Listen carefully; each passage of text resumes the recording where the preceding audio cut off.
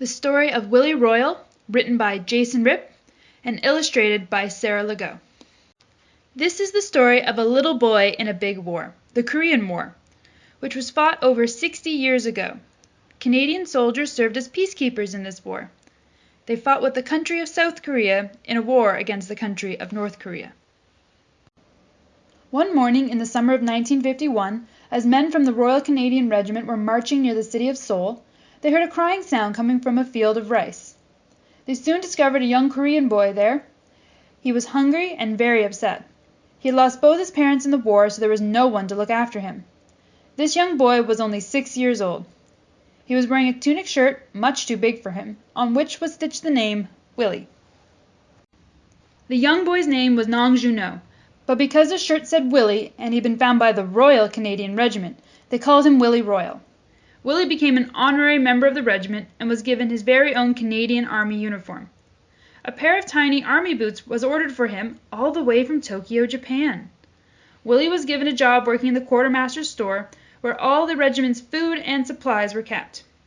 Willie was given 25 cents and 3 apples a week to work there. He really liked apples.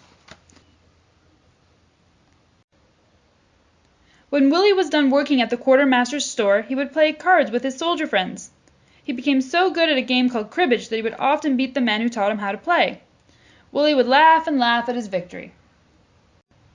Willie would often drive around in a jeep with his soldier friends. He even learned to count by reading the numbers on the jeep's speedometer.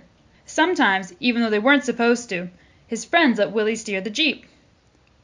Willie had his very own army cot and his very own sleeping bag, cut down to his size. The soldiers told Willie to watch out for officers. Officers had stars and crowns on their shoulders. They were the ones who were in charge. Only full-grown soldiers were allowed in the army camp, so his friends might get in trouble if officers from another camp found a little boy living with them.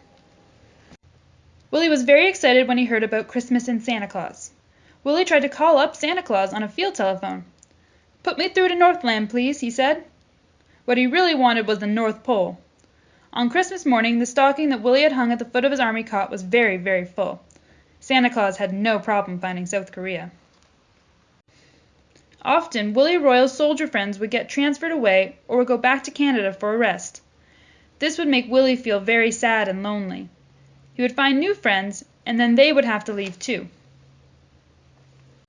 Willie's friends wondered what would happen to him when the regiment went back to Canada.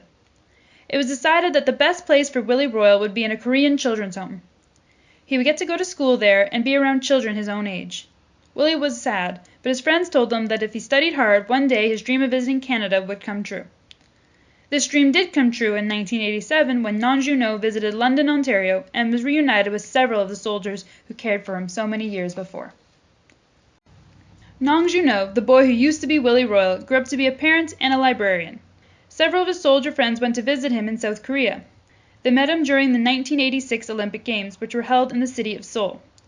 It was near this city that Willie first met the Royal Canadian Regiment so many years before. Willie liked working as a librarian and had a wife and 2 daughters. He was so glad to see his old friends, and they were glad to see him. The end.